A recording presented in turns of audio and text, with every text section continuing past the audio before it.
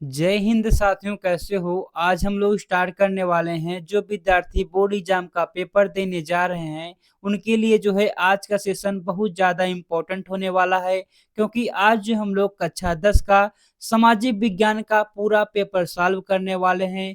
बेहतरीन तरीके से हर एक प्रश्न को सॉल्व करेंगे, तो आप लोग हर एक प्रश्न को याद कर लेंगे, क्योंकि हर एक प्रश्न जो है आपके एग्जाम के लिए बहुत ज़्यादा इम्पोर्टेंट होगा। अगर आप मुझे चित्रकला का पेपर देखना चाहते हैं, तो वीडियो के नीचे डिस्क्रिप्शन में लिंक मिल जाएगा, वहाँ से जाकर के आप लोग जो है चित्रकला का पेपर देख सकते हैं। बाकी इस सेशन में जो हम लोग सामाजिक विज्ञान का बेहतरीन तरीके से हर एक प्रश्न को समझेंगे, हर एक प्रश्न को आप लोग याद कर लेंगे, क्योंकि हर एक प्रश्न जो है आपके एग्जाम के लिए बहुत ज़्यादा इम्पोर्टेंट होगा। तो चलिए क्लास को स्टार्ट करते हैं। क्वेश्चन नंबर 1 जो है आपके सामने आएगा, और आप लोग क्वेश्चन नंबर 1 का सही आंसर बताएँगे। तो यहाँ पर देखिए क्वेश्चन नंबर जो है 1 आपके सामने आ चुका है। बताएँगे आप लोग क्वेश्चन नंबर 1 का जो है सही आंसर क्या होगा? जैसा कि आपको पता है कि आपका पेपर जो होता है 2 भागों में जो है बँटा होता है। एक खंड आ होता है, दूसरा खंड जो है बा होता है। अब खंड आ से 20% जो कि एमसीक्यू आते हैं, उनको भी हम लोग बेहतरीन तरीके से करेंगे। बाकी जो है आगे जो प्रश्न आएँगे, उनको हमको कॉपी में लिखना रहता है। तो देखिए क्वेश्चन नंबर जो है 1 है, बताएँगे इसका कौन-सा जो है सही आंसर हो जाएगा। इसमें आपसे पूछा गया है निम्नलिखित में से किसने गुप्त संगठन यंग इटली बनाया था? बताएँगे आप लोग किसने जो है यंग इटली बनाया था? बताएँगे आप लोग जोसेफ मेज़नी हो जाएँगे बिल्कुल सही आंसर। यानी कि यहाँ पर जो आंसर है बी आपका हो जाएगा सही आंसर। तो इसको आप लोग याद कर लेंगे, ये प्रश्न जो है आपके एग्ज़ाम के लिए बहुत ज़्यादा इम्पोर्टेंट है। बाकी देखते हैं अगला प्रश्न क्या बताएँगे आप लोग। क्वेश्चन नंबर 2 का जो है सही आंसर क्या होगा? इस प्रश्न को ध्यान से देखो, बताओ इसका क्या हो जाएगा सही आंसर क्वेश्चन नंबर 2 का। कारण ला से संबंधित देश है। कौन-सा देश जो है कारण ला से जो है संबंधित है? तो यहाँ पर जर्मनी है जी, नहीं है। ए भी नहीं है, फ्रांस भी नहीं है, ब्रिटेन हो जाएगा आपका बिल्कुल सही आंसर, यानी कि डी जो है आपका सही आंसर हो जाएगा। अब देखो अगला प्रश्न क्वेश्चन नंबर 3 जो आपसे कह रहा है, नेपोलियन बोनापार्टा की पराजय कब हुई थी? बताएँगे आप लोग कब हुई थी भाई? तो बताएँगे आप लोग जो है 1815 ईस्वी में हुई थी। इसको भी आप लोग याद कर लेंगे, ये प्रश्न जो है आपके एग्ज़ाम के लिए इम्पोर्टेंट है। बी आंसर यहाँ पर जो है आपका सही आंसर है।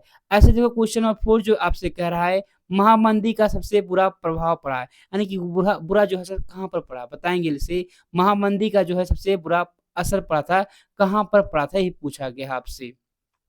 तो बताएँगे यहाँ पर क्या हो जाएगा, कृषि क्षेत्र में बिल्कुल जो है कृषि क्षेत्र पर जो है बहुत ज़्यादा बुरा प्रभाव पड़ा था। यानी कि यहाँ पर जो आंसर हो जाएगा आपका बी हो जाएगा सही आंसर। अब देखते हैं अगला प्रश्न क्या है, बताएँगे आप लोग क्वेश्चन नंबर 5 का जो है सही आंसर क्या हो जाएगा? इसमें जो आपसे पूछा क्या गया है, गुलामगिरी किसकी रचना है भाई?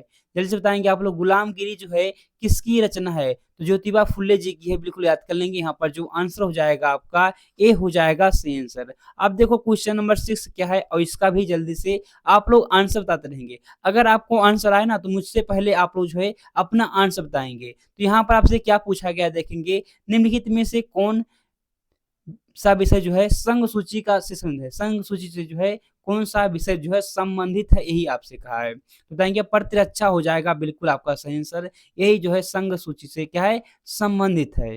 बाकी यहाँ पर देखो क्वेश्चन नंबर 7 क्या कह रहा है, आपसे पूछा क्या है, भारतीय संविधान में भाषाओं को किस अनुसूची में रखा गया है? बताएँगे आप लोग किस अनुसूची में जो है रखा गया है? तो बताएँगे आप लोग 8वीं अनुसूची में। किसमें? तो 8वीं अनुसूची में रखा गया है, यानी कि सी हो जाएगा यहाँ पर आपका सही आंसर। अब देखते हैं अगला प्रश्न क्या है, तो अगला प्रश्न जो आएगा 8 नंबर का आपके सामने आ चुका है, और बताएँगे आप लोग क्वेश्चन नंबर 8 का जो है सही आंसर क्या हो जाएगा? इसमें अगर आप लोग ध्यान से देखेंगे, तो पूछा गया भारतीय संविधान के बारे में निम्नलिखित में से कौन-सा कथन जो है गलत है? बताएँगे आप लोग कौन-सा कथन जो है गलत है? तो इसमें देखेंगे दूसरा लिखा गया है, यह एक धर्म को राजकीय धर्म चलाता है, बिल्कुल जो है गलत गलत हो जाएगा ना, यही यानी कि बताता है, यानी कि देखेंगे तो यहाँ पर जो आंसर है आपका बी हो जाएगा बिल्कुल, बिल्कुल सही आंसर, ठीक है? बाकी देखो जो है 9 नंबर का प्रश्न है, इसमें कह रहा है जनता के लिए शासन किस शासन व्यवस्था से की विशेषता है? बताएँगे तो लोकतंत्र का है क्या? बिल्कुल जो है लोकतंत्र का हो जाएगा, यानी कि यहाँ पर जो आंसर हो जाएगा बी आपका जो है सही आंसर हो जाएगा। ऐसे देखो अगला प्रश्न क्या है, क्वेश्चन नंबर 10, और बताएँगे आप लोग क्वेश्चन नंबर 10 का जो है सही आंसर क्या होगा? तो यहाँ पर आपके सामने आ चुका है, बताएँगे इसका क्या हो जाएगा सही आंसर। तो कहा गया लोकतंत्र के मूल्यांकन की दृष्टि से निम्नलिखित में से कौन-सा बिंदु जो है लोकतांत्रिक व्यवस्थाओं के अनुरूप नहीं है? पूछा गया कौन-सा नहीं है? तो यहाँ पर देखेंगे लोकतंत्र के अनुरूप नहीं होना चाहिए। तो यहाँ पर हो जाएगा बहुसंख्यकों का शासन हो जाएगा, बिल्कुल आपका सही आंसर। यानी कि यहाँ पर जो आंसर हो जाएगा आपका सी हो जाएगा सही आंसर। अब देखो 11 नंबर का प्रश्न और इसका भी जल्दी से आप लोग आंसर बता देंगे। इसमें क्या पूछा गया है? उत्पत्ति के आधार पर संसाधनों को निम्नलिखित में कौन-सा वर्गीकरण सही है? कौन-सा जो है वर्गीकरण सही है आपको बताना है। तो जैव और अजैव दोनों हो जाएगा ना बिल्कुल यानी कि देखेंगे तो यहाँ पर जो है ऑप्शन सी हो जाएगा आपका सही आंसर।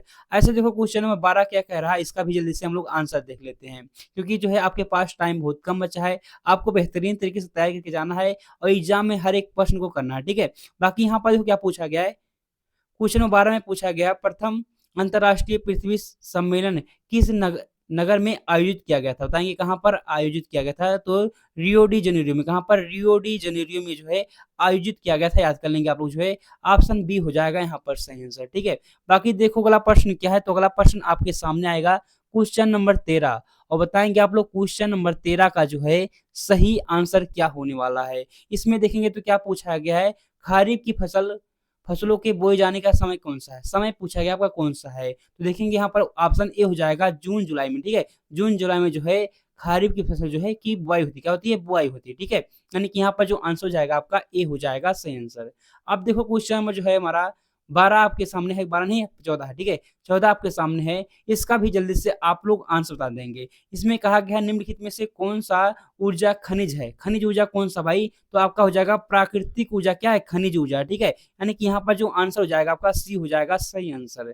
तो इसको भी आप लोग याद कर लेंगे। ये सब प्रश्न जो है बहुत ज़्यादा इम्पोर्टेंट है। आपका जो चांस है ना 40 से 50% कहाँ 40 से 50% जो चांस होते हैं कि आपका पेपर में ये सब प्रश्न आ सकते हैं, ठीक है? इसलिए आप लोग इन सब प्रश्न को याद कर लेंगे।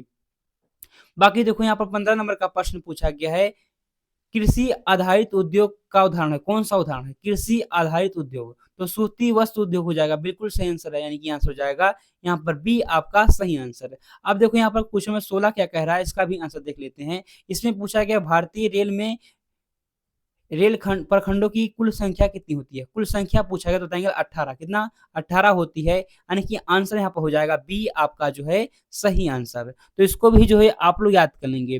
बाकी 17 नंबर का प्रश्न जो है आपके सामने है, इसका भी जल्दी से आप लोग जो है अपना आंसर बता देंगे। 17 नंबर प्रश्न का क्या हो जाएगा? सूचना एवं संचार प्रौद्योगिकी का आर्थिक क्षेत्र है।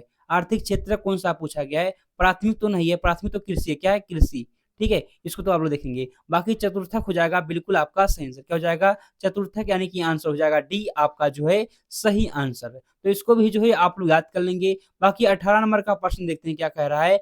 उपभोक्ता सुरक्षा अधिनियम किस वर्ष पारित हुआ था?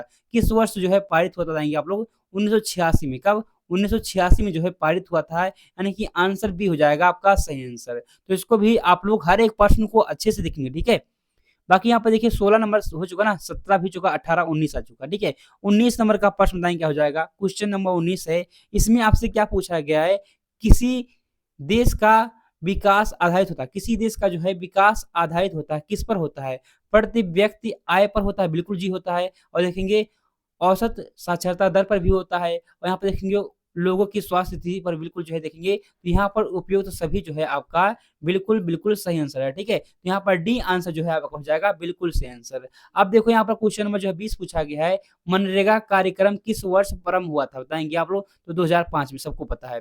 2005 में जो है आरंभ हुआ था, जिसमें जो है 100 दिन का रोज़गार, ठीक है? साल में 100 दिन का रोज़गार दिए जाने का जो है क्या व्यवस्था है, ठीक है? बाकी यहाँ पर जो है आपका खंड आ जो है कंप्लीट होता है। अब जल्दी से आप बताएँगे खंड आ यानी कि जो है खंड आ से 20 क्वेश्चन आते हैं। 20 में से जो है आपने कितना क्वेश्चन जो है सही किया, आप लोग कमेंट बॉक्स में बताएँगे। बाकी अब हम लोग आगे बढ़ते हैं और बेहतरीन तरीके से इसका भी प्रश्न देख लेते हैं खंड बा का। तो यहाँ पर आप लोग देखेंगे पूछा गया है प्रथम विश्व युद्ध के समय भारत का औद्योगिक उत्पादन क्या था? यानी कि यहाँ पर क्यों बढ़ा? ठीक है? ये पूछा गया है और देखिए मान लीजिए जिसको नहीं आता तो लिखेंगे जी जो है 77 देशों से आप क्या समझते हैं इसके बारे में लिख देंगे, ठीक है? देखिए यहाँ पर ऑप्शन दिया गया है, चाहे इसको लिखिए चाहे इसको लिखिए, ठीक है? आप लोग हर एक प्रश्न को यहाँ पर देख लेंगे। हर एक प्रश्न जो है आपके एग्ज़ाम के लिए बहुत ही ज़्यादा इम्पोर्टेंट है, इसलिए यहाँ पर जो भी प्रश्न है, इन सब प्रश्नों को आप लोग नोट डाउन कर लेंगे और अपने कॉपी में जो है लिख कर प्रैक्टिस कर लेंगे, ठीक है? यहाँ पर जो भी प्रश्न मैं दिखा रहा हूँ, उन सभी प्रश्न को आप लोग क्या करेंगे, नोट डाउन कर लेंगे प्रश्न और जो है अपना अभ्यास कर लेंगे इस सब प्रश्नों पर, ठीक है? यहाँ पर सभी प्रश्नों को आप लोग देख लेंगे, बहुत ही ज़्यादा इम्पोर्टेंट ये सब प्रश्न है। बाकी यहाँ पर जो है मानचित्र संबंधित प्रश्न है, इसको भी हम लोग देखेंगे अभी। बाकी यहाँ पर आप लोग देख सकते हैं सब जो है प्रश्न आते हैं, इन सब प्रश्नों को आप लोग को बेहतरीन तरीके से तैयार करके जाना है जिससे जो है आपको कोई दिक्कत ना हो। बाकी यहाँ पर जो है इंग्लिश वर्ज़न आ चुका है और इंग्लिश वर्ज़न तो आपको पता ही है, आप लोग देख लेंगे, कोई दिक्कत नहीं है। बाकी जो है आज की क्लास में बस इतना ही, मिलते हैं अगले क्लास में, तब तक के लिए जो है आप लोग जो है अगर चित्रकला का पेपर देखना चाहते हैं, तो वीडियो के नीचे डिस्क्रिप्शन में लिंक मिल जाएगा, वहाँ से जाकर आप लोग जो है चित्रकला का पूरा पेपर देख सकते हैं। बाकी मिलते हैं अगले क्लास में, तब तक के लिए जय हिंद, जय भारत।